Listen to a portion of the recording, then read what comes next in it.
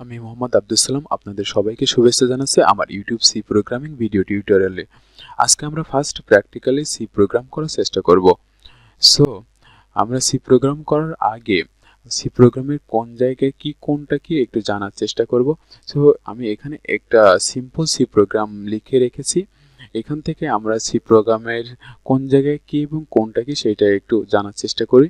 So ফার্স্টে লেখা আছে hash include studio dot H, তারপরে লেখা আছে ইন্টিজার মেইন, তারপরে হচ্ছে ফার্স্ট ব্র্যাকেট শুরু করা, ফার্স্ট ব্র্যাকেটের আগে একটা চিহ্ন দেখতে পাচ্ছেন, এটা কোনো ফ্যাক্ট না। তারপরে হচ্ছে প্রিন্টএফ, তারপরে একটা স্টেটমেন্ট লেখা, স্টেটমেন্ট একটা সেন্টেন্স লেখা, সেন্টেন্সেরটা হচ্ছে কোলন দিয়ে স্টার্ট এবং কোলন দিয়ে শেষ, তারপর একটা সেমিকোলন, রিটার্ন 0, তারপর হচ্ছে সেকেন্ড ব্র্যাকেট শেষ। এখন এই hash include studio dot H এইটা হচ্ছে header file, hash include studio dot H এটা হচ্ছে হেডার ফাইল। এখানে প্রত্যেকটা সি প্রোগ্রামে হ্যাশ ইনক্লুড দিয়ে অবশ্যই শুরু করতে হবে, অর্থাৎ header file studio dot H এটা হচ্ছে হেডার ফাইল। এই হেডার ফাইলের আগে অবশ্যই আমাদেরকে হ্যাশ ইনক্লুড দেওয়া লাগবে। এখন এই স্টুডিও ডট এইচ এটা অর্থ কি আমরা একটু জানার চেষ্টা করি। এসটিডি থেকে অর্থাৎ হচ্ছে স্ট্যান্ডার্ড আদর্শ, আইতে ইনপুট এবং ওতে আউটপুট আর এইচতে হেডার। এখন ডট এইচ হচ্ছে এই হেডার ফাইলের এক্সটেনশন, তাহলে স্টুডিও ডট এইচ হচ্ছে একটা হেডার ফাইল। আর প্রত্যেকটা এরকম হেডার ফাইল অনেকগুলো আছে। এই হেডার ফাইলের আগে আমাদেরকে অবশ্যই হ্যাশ ইনক্লুড দিতে হবে, আর হ্যাশ ইনক্লুড না দিলে কোনো সি প্রোগ্রামই হবে না। সো আমরা হ্যাশ ইনক্লুড দিয়ে সি প্রোগ্রাম শুরু করব, অর্থাৎ হেডার ফাইলের আগে অবশ্যই আমাদেরকে হ্যাশ ইনক্লুড অ্যাড করতে হবে।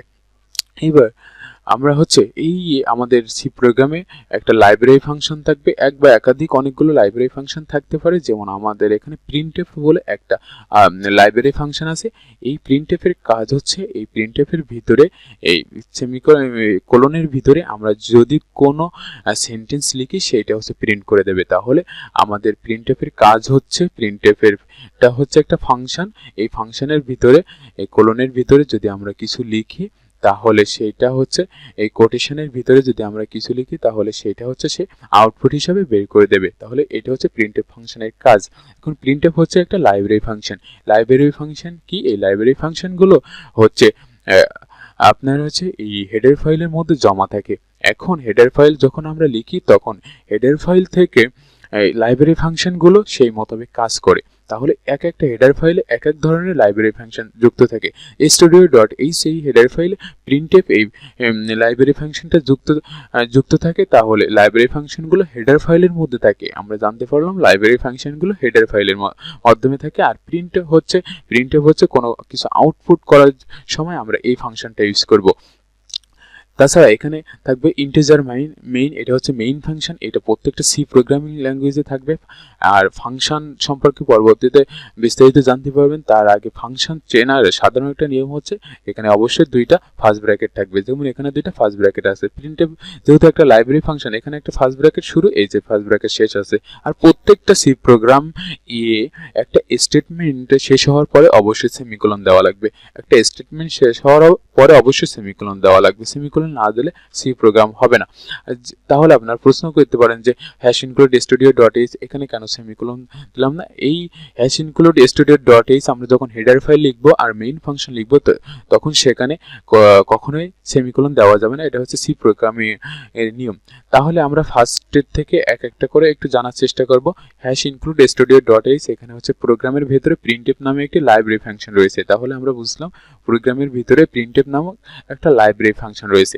এই লাইব্রেরি ফাংশনগুলো তাহলে এই ফাংশন স্টুডিও ডট এইচ নামক হেডার ফাইলে রয়েছে। তাহলে লাইব্রেরি ফাংশনগুলো এই হেডার ফাইলের মধ্যে, এটা হচ্ছে হেডার ফাইলের মধ্যে থাকে। আর এই হেডার ফাইলের মধ্যে থেকে আমি যখন এই হেডার ফাইলটা লিখবো তখন আমার এই হেডার ফাইলের আওতায় যে লাইব্রেরি ফাংশনগুলো আছে সেই লাইব্রেরি ফাংশনগুলো আমি প্রোগ্রামে লিখতে পারবো।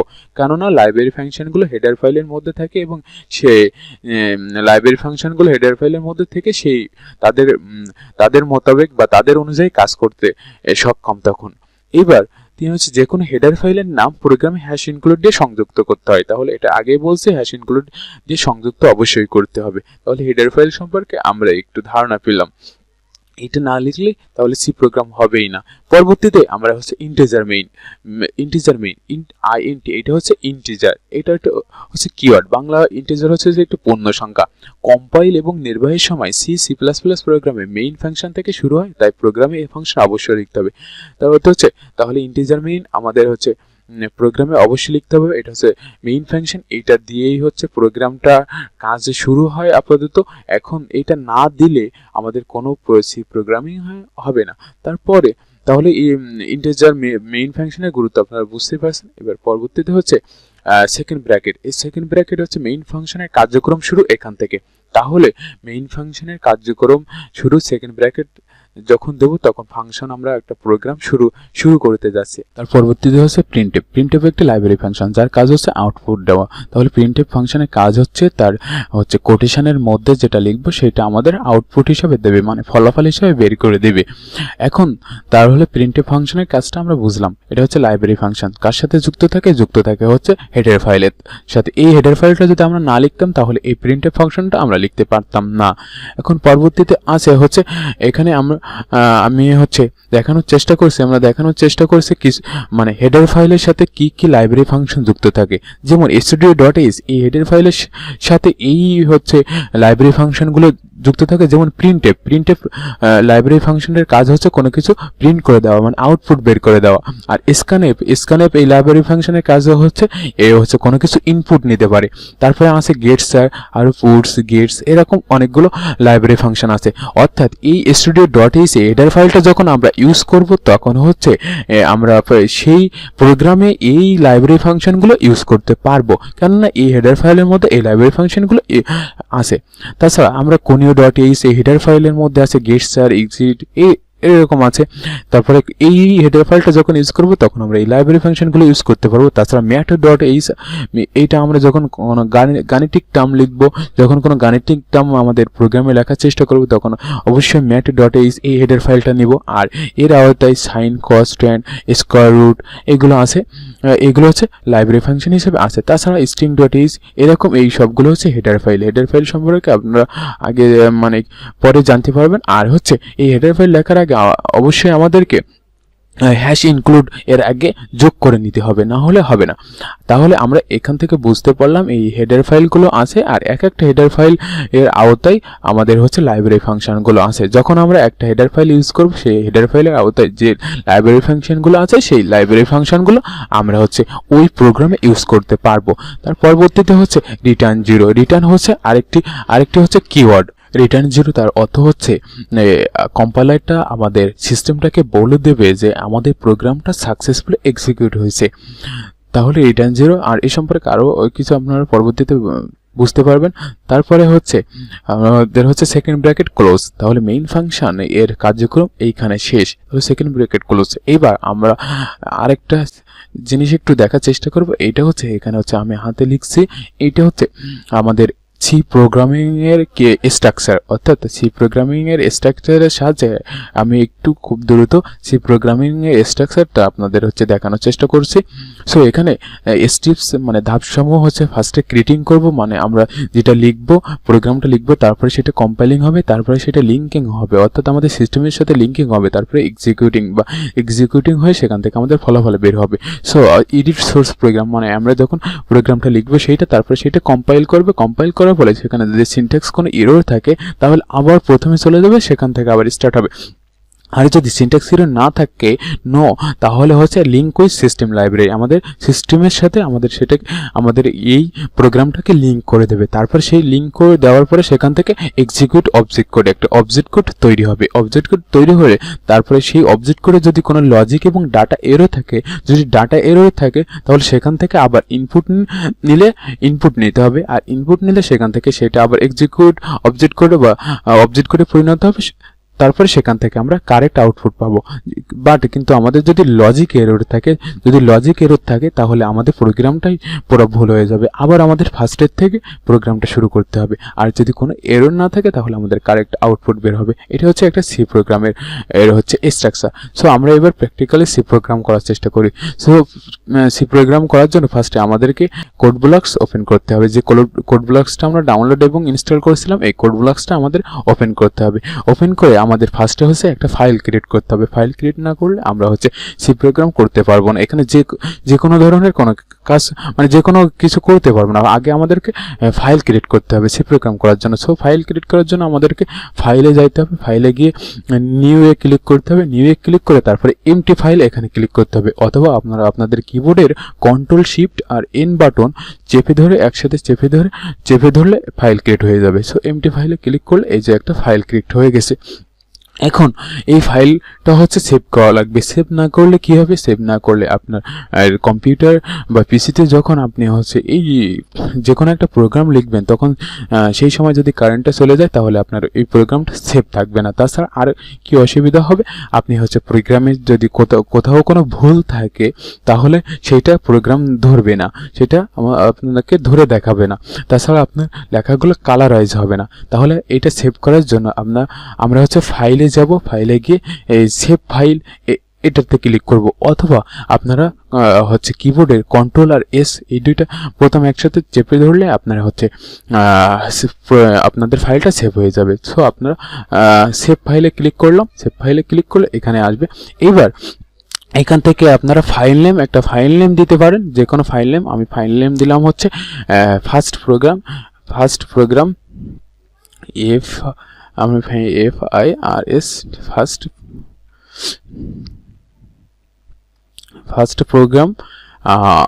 0 ফার্স্ট প্রোগ্রাম দিলাম। এবার আপনারা এইটা কোথায় সেভ করতে চান, যেখানে সেভ করতে চাবেন ডেস্কটপের আপনাদের কম্পিউটার যেখানে সেভ করতে চাবেন এখান থেকে সেটা সেই ফোল্ডারটা সিলেক্ট করে নেবেন। আমি এইটা ডেস্কটপে সেভ করতে চাচ্ছি, আপনাদের ইচ্ছা মতো যে কোনো জায়গায় সেভ করে নেবেন। আমি যে এখানে ডেস্কটপে ডেস্কটপ সিলেক্ট করলাম, তারপরে এখান থেকে সেভ দিলাম।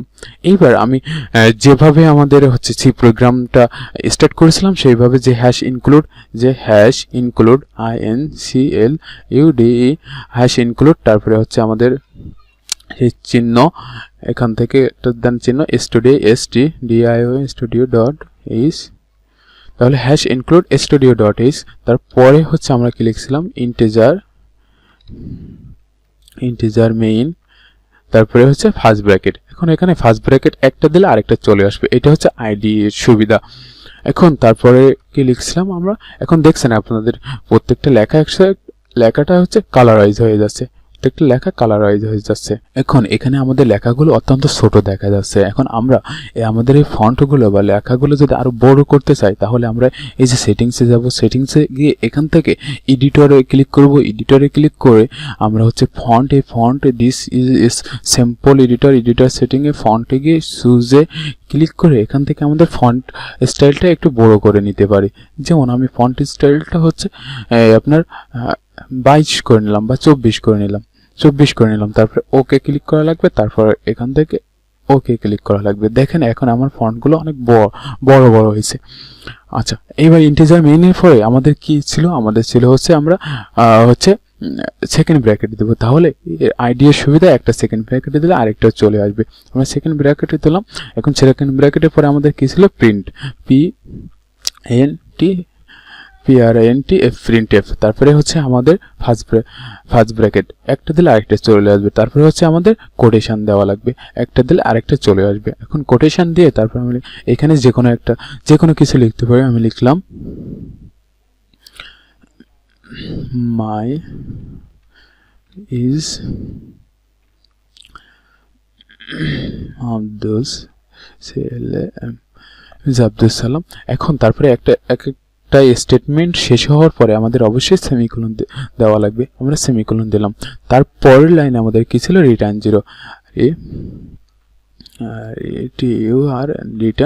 0 আমরা সেভ করার পরে আপনার একটা সুবিধা হচ্ছে এই সব যেগুলো লিখবেন সবগুলো হচ্ছে একটা কালারাইজ হয়ে যাবে। আর আপনাদের প্রোগ্রামটা একটা মানে এতে থাকবে যে আপনারা হচ্ছে যে কোনো সময় কারেন্ট চলে গেছে সেটা তারপরেও সেভ থাকবে। সেভ না করলে অনেক অসুবিধা আছে।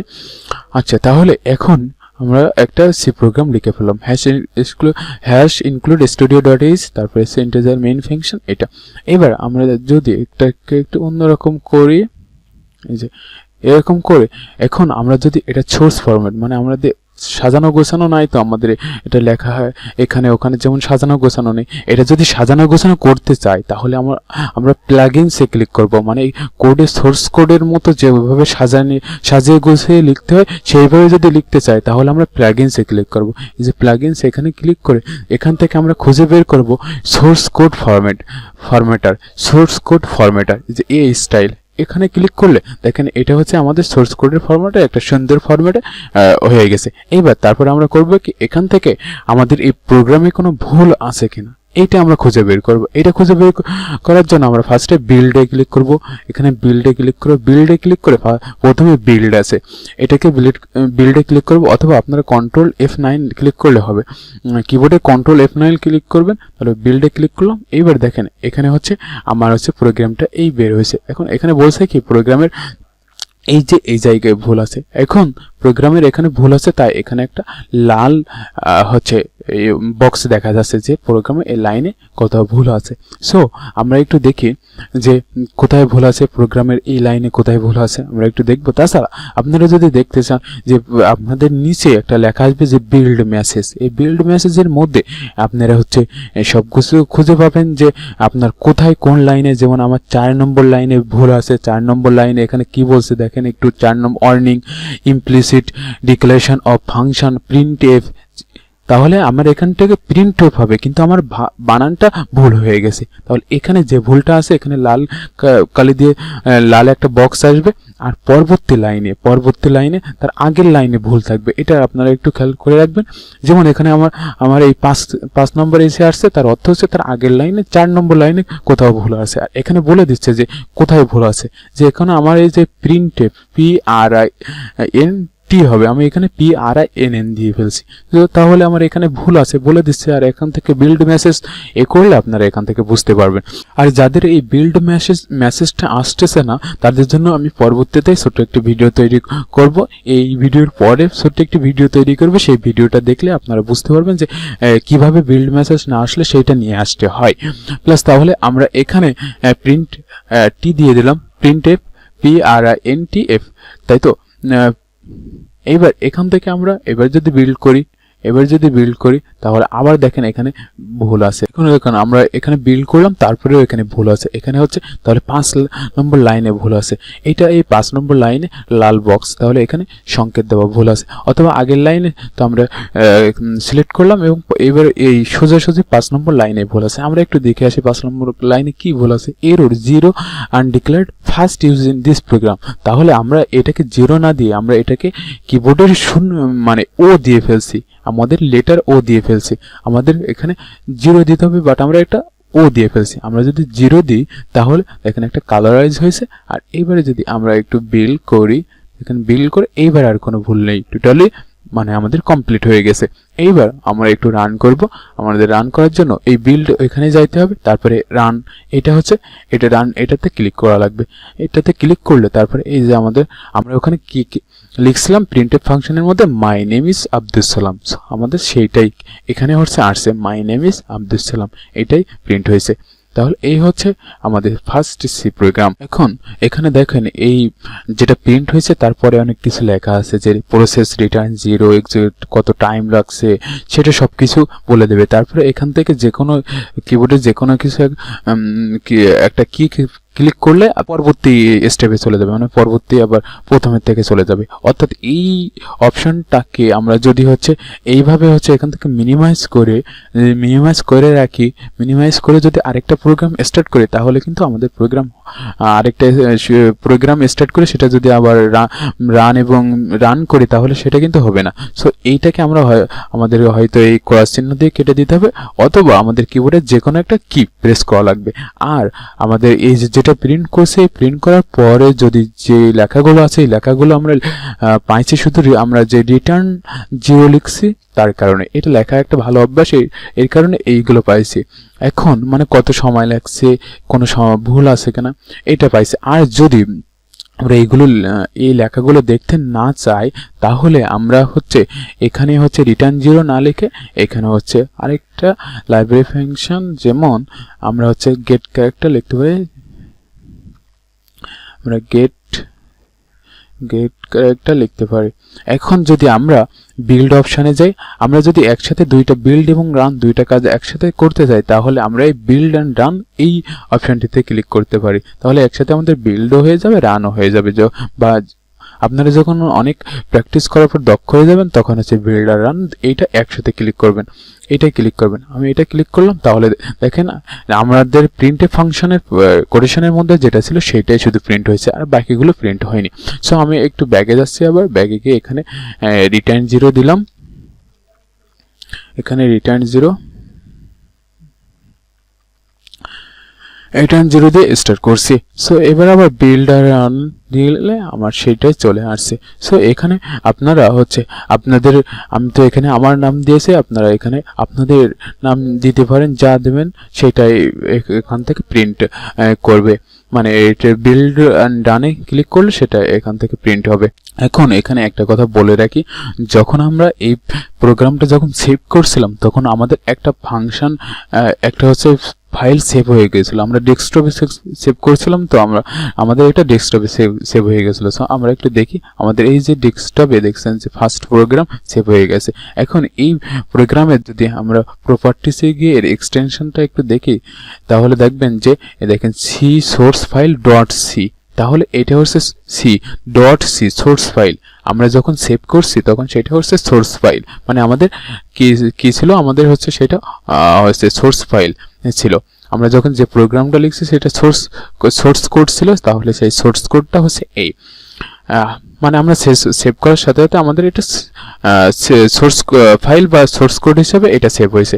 এখন তারপরে হচ্ছে আমরা যখন এইটা হচ্ছে বিল্ড এই অপশনে গিয়ে বিল্ড এবং রান করছি তখন আমাদের আর দুইটা ফাইল ক্রিয়েট হয়ে গেছে আমাদের ডেস্কটপে। সো আমরা সেই ফাইলগুলো একটু দেখি। একটা হচ্ছে ফার্স্ট প্রোগ্রাম বলে একটা ফাইল ক্রিয়েট হয়ে গেছে, এর এক্সটেনশনটা আমরা প্রপার্টিস থেকে একটু দেখব যে এখানে অ্যাপ্লিকেশন ডট ইএক্সি, তাহলে এটা হচ্ছে আমাদের এক্সিকিউটেড কোড বা এক্সিকিউটেড কোড, এটা তাহলে বুঝতে পারছেন। আরেকটা ফাইলও সাথে সাথে তৈরি হয়ে গেছে, সেইটা আমরা একটু দেখি তার প্রপার্টিসে।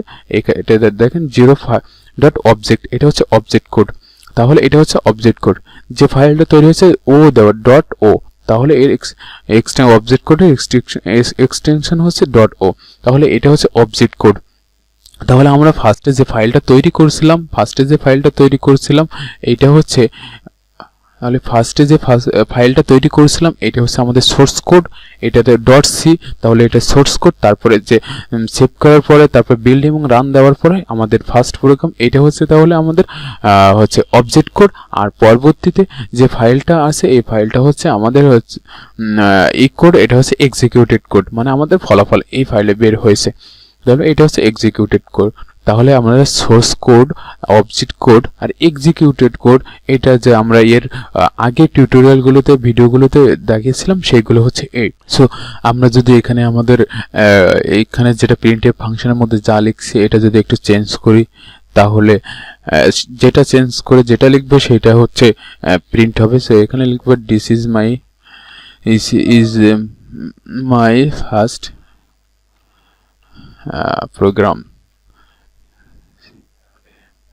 This is my first program. So আমরা এখান থেকে বিল্ড অ্যান্ড রানে যদি ক্লিক করি তাহলে বিল্ড অ্যান্ড রানে এই যেটা লিখছে সেটা this is my first program হয়ে গেছে।